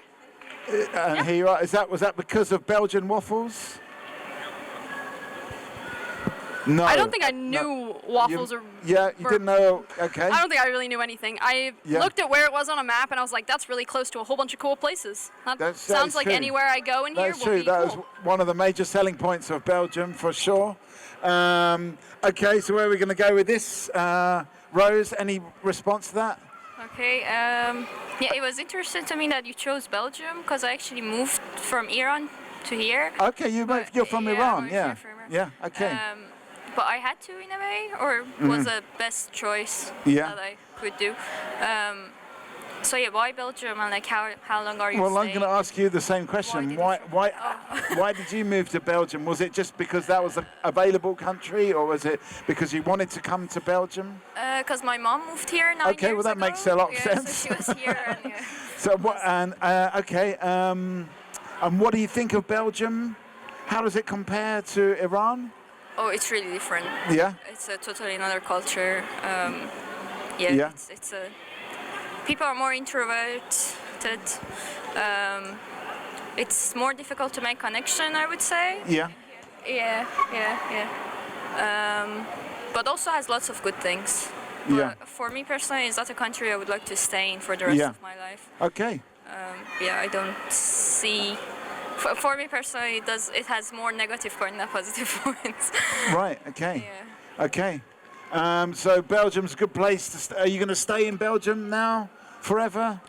I would like to. Yeah. Yeah. I mean, how does it compare to the US? Way better, like by Yeah. crazy amounts. Small town. Yeah, Why? I'm from a town of about 2,000 people. Yeah. Very conservative, Yeah. not odd. When you say conservative, what? I mean, explain what. 54% of people in my area voted for Trump. Yeah. So. Isn't that like kind of average for America? Yeah. Yeah. And that makes you want to get out of the place. Yeah, okay, it's. right, I've lived there for 13 years. Yeah. All of my memories are there. Yeah. It's too small. Okay. Too small and too conservative. Come and join us. Yes. We have got Nevada. We have got Delmich. We have got Rose. We've got Margot. I'm Mikey. Tell us your name. My name is Ruxandra. Ruxandra. Yes. Okay. Thank you for pronouncing it correctly. Well, I've done very badly with these people, so you know I've got to win sometime. And at the moment we're talking about all of the people here are not Belgian, but they're Belgophiles. I don't know, Belgophiles. Yeah. I'm only 50%, so Yeah. you know, but I've only lived here for 1 year. Yeah. And I know you were just talking about elections. Fun fact: in Romania, the elections are going on, so I Yeah. just came home from voting. Okay, you came voting in the Romanian election. Yeah. I mean, what's going on? Is there like a? Because we were just talking about Donald Trump. Is there a Donald Trump character? Because I know we've kind of got one in the. There's multiple Trumps. Okay. Well, maybe that's better because then the Trump vote gets split between the multiple Trumps. To be completely honest, we're all scared. We don't really know what's going on, and it feels a little bit like a game of I'm trying to vote for someone so somebody else doesn't get elected, or that my vote doesn't get allocated to someone else, Right. or that I'm actually being represented. But it's not like I have any hope in it. But that's how we are Okay, Romanian so you're people. feeling a bit hopeless about the whole situation there. Yeah. Okay, it's interesting because we know a lot. Come join us. Hello. We have got Ruxandra, we have got Nevada, we've got Delmich, we have got Rose, we've got Margot. What's your name? What's your name? Sophia. Sophia, yeah. Come join us. At the moment we're talking about elections. We know probably a lot about the US election, but do we know about the Romanian election? I didn't know there was an election happening. Did you know there was an election happening? No, the only thing that I knew about Romania that made headlines for bad reasons was about Andrew Tate being arrested there. Yeah. But okay. that's about it. But he's Yeah. not Romanian, but he just remained there. Yeah. For a little bit. Anyway, where are you from? It's Elena. Elena. Oh, your sister is Elena. Okay. And is this Mum? Come and join us. At the moment we're talking about, there's a few things we're talking about Romania, we're talking about all different countries.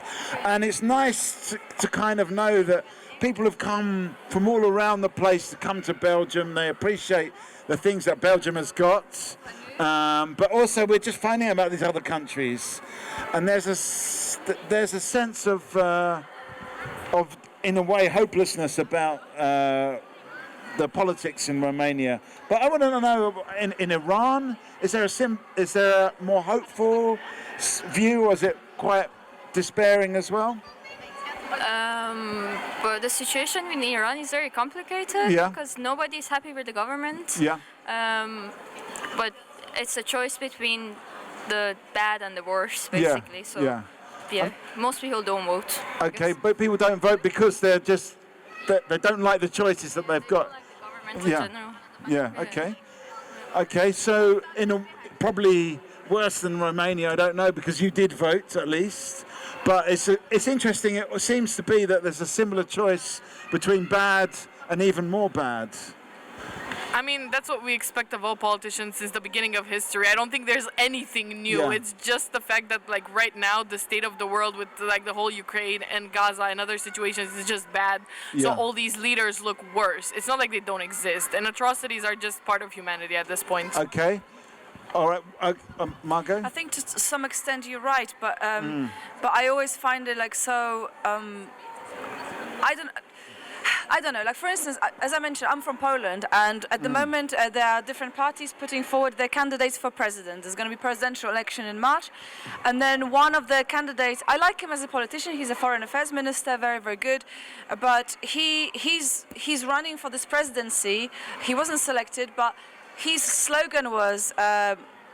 Times are changing, but also we are living in pre-war times, and I'm just like, it's just such a shock. Even though, as you say, wars are happening all the time, they have been happening. So it happened that maybe not everybody's affected by them equally, but just to kind of put that so obviously into your political manifesto. Is it kind of almost? In Europe, it's just not good news. Is it kind of almost willing a war to happen? Yeah, that's what it feels like. And I Okay. think like with Yeah. like with Trump and maybe other politicians who are just like so, I don't know, so polarizing. You just kind of talking the country into a conflict or something. I don't quite know. Okay, so we're almost all this political chat is actually going in a very negative direction. Roxandra. I mean, to be honest, Yeah. there's one thing to talk about it and another thing to be in Romania, close to the border, and to hear Yeah. the bombs. So, Yeah. Can you? Okay, so yeah. So I live like 30 Yeah. minutes away from the border with Ukraine, Yeah. and sometimes you just can hear things. a bang. Yeah. You don't know where it's from. I mean, how does that feel? Do you feel like we're gonna get sucked into the? Unfortunately, the we're conflict? just kind of used to it by now when we don't really think much of it unless it happens in that moment, but it's not an everyday thought of mine. Yeah. So it's just So- something that happens next door, kind of thing. Yeah, pretty Yeah. much. Yeah. It's just the neighbors. I It's mean, been the neighbors for 2 years. is there a lot of chat in the politics about Ukraine? No, I feel like Romanian politicians don't focus on that for some reason, Yeah. but I would be scared if the conflict were to expand. Yeah, In okay. what side my country would pick. What do you think? What's the view from your side of all of this? I mean, there's two questions really on the table. One is about politicians. As Rose said, there's bad and there's worse. Is that how politics has to be? You're kind of saying yes, in a way, that's politics. Come and join us. Yeah, you can. Yes, you can do it. We're only here for another 20 minutes, then we're gone back to London. This is the chance to do it. Anyway, Nevada, any thoughts on this? I don't think I'm like educated enough on the specific topic to give like any insight. Yeah, but it's more like what is your feeling on it? It doesn't have to be like Just bullshit if you want. a geopolitical analysis. It could just be, how do you feel about these things? Ugh. Ugh.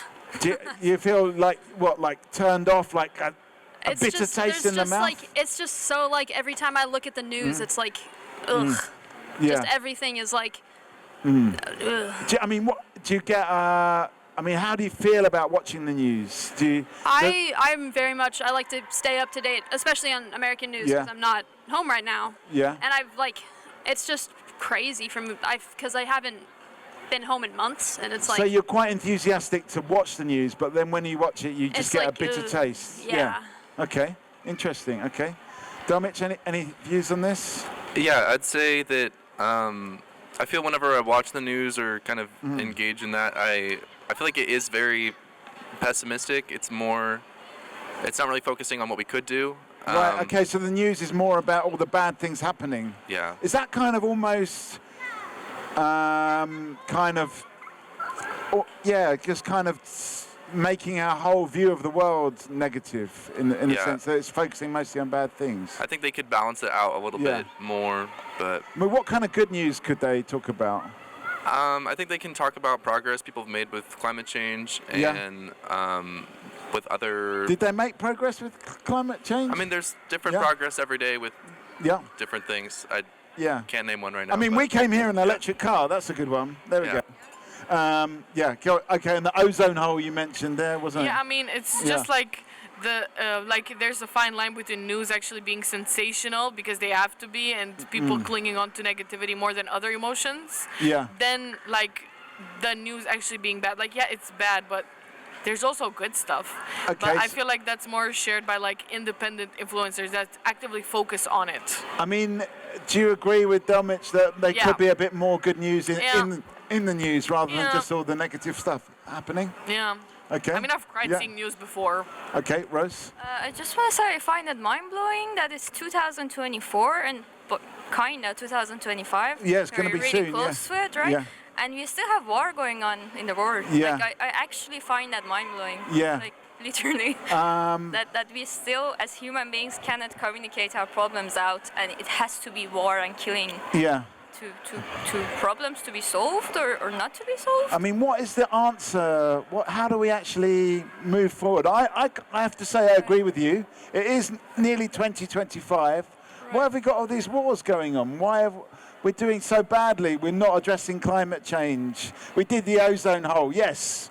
But apart from that, yeah. There's like so much more about it we just like don't know. Just like Google like Cleo Abraham and you'll find out. Cleo Abraham. Yeah. Who's Cleo Abraham? She's this American like YouTuber that used to work for Vox.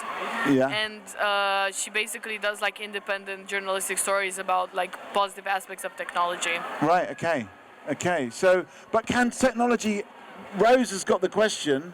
Why have we still got wars when we have this communication technology? I mean, even here, actually, this is a technology hub. This very building. We heard from a guy earlier on that's doing B2B marketing, but should we be focusing more on things like stopping war globally? And can technology actually help us with that? I think so. Yeah. But it can also do the other way around. Yeah, it can actually cause wars. Yeah, it can actually cause wars or make wars worse. Yeah. But at the end, I think people are just stubborn. Yeah. Okay. So it's down to people in the end. Ruxandra, it's like, you know, like things always changed with like technology. It's impacted every aspect of our society, including external politics. I feel like now it's probably like worse than before because now we have like all this technology that make us more interconnected, therefore more dependent on each other. Okay. Do you think we're going to have more wars in the future? Yes. Yes. Why? I don't know. You don't know. You just got that feeling. Okay. Yes. Okay, but that's not very good. How do we solve? Yeah. Yeah. Okay. But you say that, but when I was your age, probably, I mean, again, growing up in Poland, like the feeling of the war has always been in the air. Like as a child, that was like my biggest fear. It was irrational, probably, or it was very rational because of Polish history, of, very turbulent history, shall we say. Yeah. So the war has always been like something in the background. It's only now that I'm much older and I'm beginning to understand the world. I don't fully get it, but I accept that some things out of my control and I'm less scared of it. But I feel like, it's less, but as a child I was really petrified of it. In fact, I remember going to sleep. What exactly were you scared of? Just the idea of war, just in general. I remember going to sleep and saying to my mum, if I couldn't go to sleep, my mum had to reassure me that there will be no war. I don't know what I meant by it, but I think it's just something that I absorbed in Polish culture. You just feel it. Okay, so there's a feeling of war in the air. How can we stop wars? Is it just a natural part of humanity? You're kind of, in a way, you're saying both things, Rose. You're saying, on the one side, we shouldn't be doing war, we shouldn't have war now, but on the other side, I feel like you're saying that it's almost inevitable as well. So it's part of humanity. It's difficult to be able to stop it, especially right now. That's everything been going on. So So can we stop it? Is it down to other people? I think it's just disappointing that we have so many world leaders that can't talk through a problem and need to just resort to violence. And I just think it's crazy that the people who are in like such high, powerful positions can't like use their words almost. Okay. World leaders tend to want to use force rather than talk. Yeah.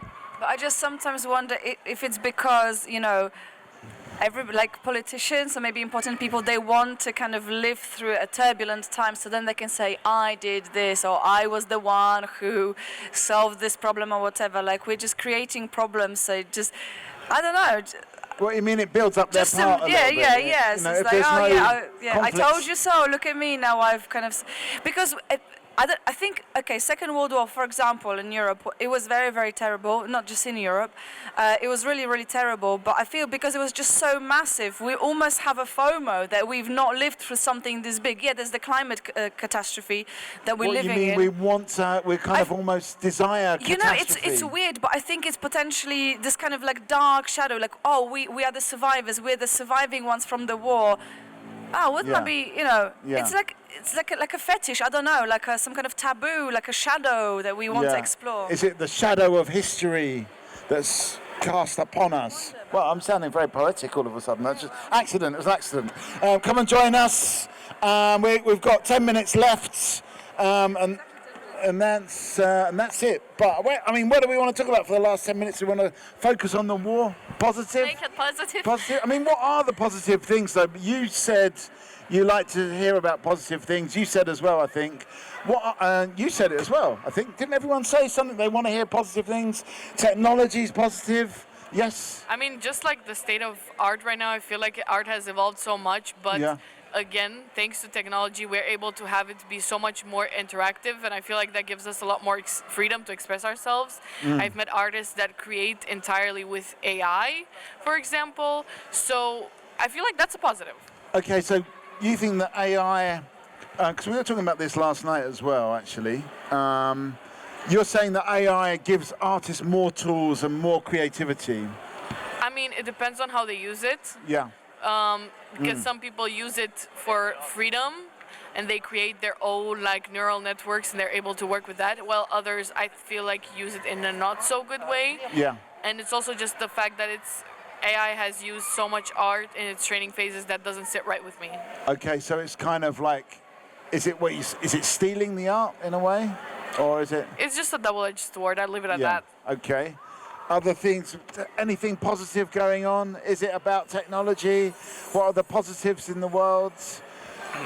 I think going off the art and just being able to connect with people, I think that there's a lot of platforms. I used one, it shut down, but I used it like a year ago, and it was a collage art thing, and you could make collages with these kind of stickers, and it was really cool because I like making collage in real life, like cutting out pictures and stuff. But it was really cool because you could also share it and stuff, and I just think there's more and more platforms where you can kind of share more niche art things you're interested in, and also just more and more music that is just so specified to one genre, where you can really just see like how far people have come creatively. Okay, so there's a little bit of a creative explosion happening around the world, mostly due to technology. Rose, give us something positive if you can. Are you an artist? No. Do you like art? Are you like other creative forms like music or poetry or theatre? Sure. What's your favourite? I enjoy it. Music, paintings, going to museums. I like trying to analyze an art and understand the artist's meaning behind it and why they did that, and really get to like the behind the curtains meaning. Okay, so you like to art that provokes a bit of thoughts, goes a bit deeper. Okay. Okay, well, we've only got 5 minutes left here, so I don't know if we've got time to go deeper. We'll try. Any thoughts from your side? What's the positivity? Is it about a kind of creative explosion? Are we getting more creative at least? I don't know if we're getting more creative because it's hard to speak from, about the times that I haven't lived through. But I'd imagine we are as creative as always. We have been as humanity. I think what Delmitz was saying is that we're actually sharing our creativity a bit more because we can through the internet. Yeah, I can believe it, but I think I'm also a big proponent in like creating moments of connection. And I think for me is obviously through talking to people and going to places, but also through making performance. And I think I remember a long time ago my friend said to me like, why do you do this theatre stuff? Like no one cares. It's all about TV. TV. It's all about video. That's where you should be going. You should be making this into Netflix or whatever. And I said, and I didn't quite know why that felt wrong. But I think it's about that kind of connection in space and the fact actually that when you do the show, people can film parts of it or whatever, but really it's experience that no one else has access to apart from the people who were there on that night. And so I don't feel compelled to share that special moment. Yeah, and if you were there, you were there. If you're not, that's your loss. And I quite enjoy that actually. Yeah, okay. So yeah, it's a real connection in space. Well, people, you were here in this magic moment that we've had here today, Ruxandra. So I guess this is like the ending word, but I think that right now the things like the way in which we use creativity has changed a lot because we view creativity more as like art and the way we express ourselves, but creativity is also like in the things that we do daily. Like sometimes you look at your fridge, you don't have everything you have for the usual meal and you have to make something. Yeah. I feel like people used to do that a lot more, and I feel like that's something that we should do more. Right, okay, so just make up our own dishes based on the one sausage. I mean, it can be about anything. One of my pens broke and I put it together with freaking nail gel, so... Yeah, okay, well, I'm going to give you a round of applause for that. I like to repair things, I've got to say. Okay, so maybe we always were creative, but just using different things. Maybe it was like making fires and stone axes before, As you're talking about food, I don't know why this came to my mind, but I use Instagram a lot just to look up recipes, and the one keeps on returning to my feed. I don't know why. It's this older Turkish lady who says like, I made this cabbage salad and it's the best, and it's like it's gone. He knows what I'm talking about. Is it a meme? You know which one? Is it a meme? No, it's not a meme. It's just the woman made a cabbage salad, and probably this salad has been like around for generations. But every time I see this meme, like this video, I'm discovering it again, and I'm thinking, wow, we've got new media, but the cabbage salad is the same today as it was like 200 years ago or something, potentially. And I find that incredible. Is it the green goddess salad? So you know about it as well. Why is this so big on Instagram? I have it saved in my Instagram. Yeah. Okay.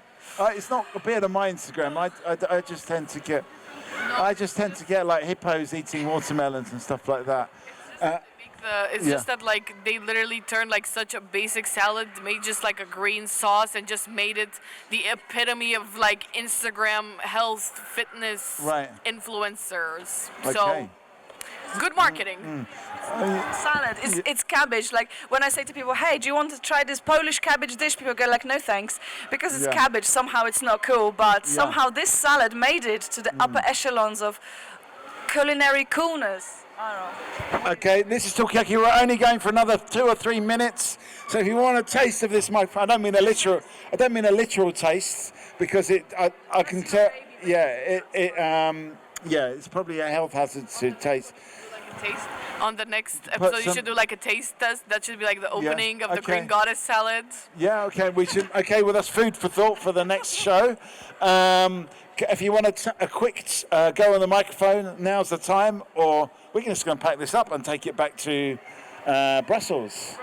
Anyway, we're not. No, actually, I say we. I mean we being the mutation. Anyway, it's time to get.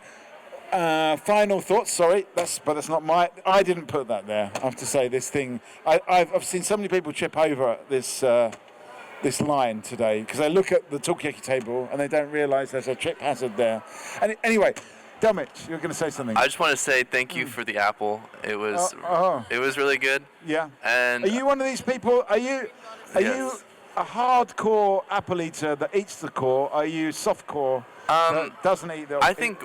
In recent months, I've been eating more and more closer to the core. You're getting closer, yeah. Yeah, and I think one day I might just eat the whole thing. Okay. Yeah. I just wanted to say drink more water to everybody. I think. Yeah. Yeah, I don't drink enough water. Okay, so hydrate. Yes. Is that your final thought? That is my final thought. I mean, what could we discuss next time? That's what I'd like to ask people. What should we be talking about next time? I think food is a really good idea. Yeah. Maybe have a salad going. Maybe have apples. Yeah. Maybe give people free apples when they're coming up. Okay. Yeah. Well, we've actually had a whole bunch of free apples. For your thoughts. Yeah. Yeah. Apple for your thoughts.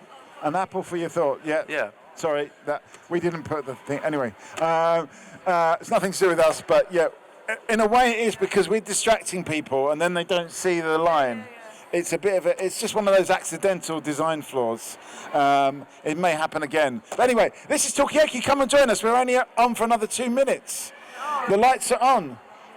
Okay, just tell us your name. Because I want to know about the women's causes. Know about what?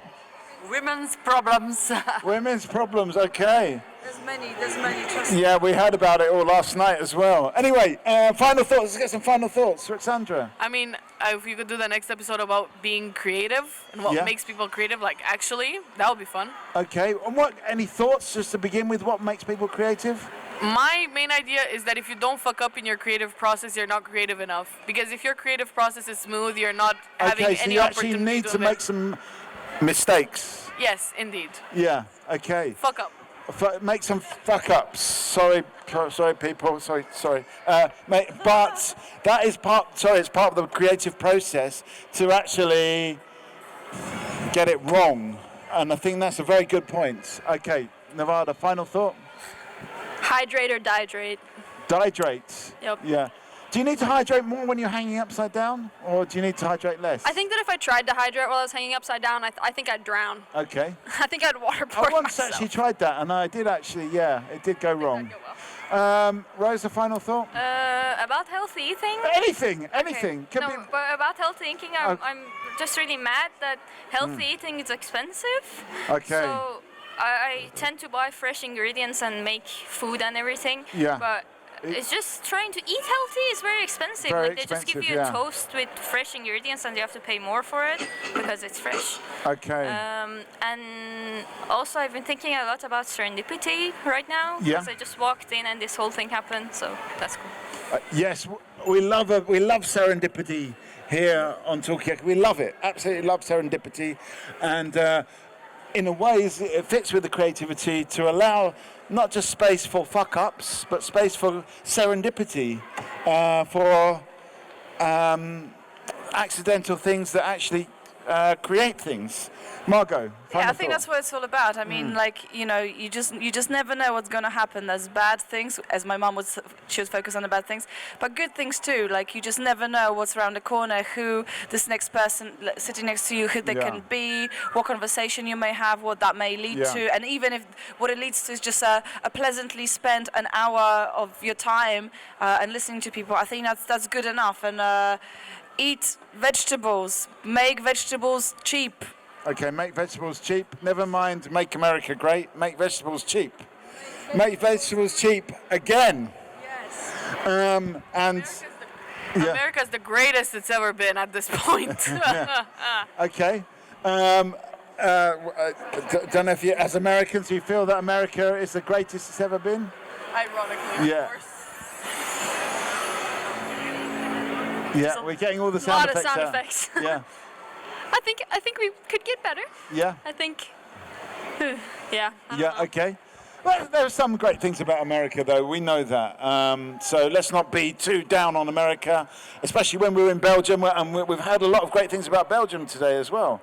And I think we're going to call it the end there. Unless there's any final thoughts.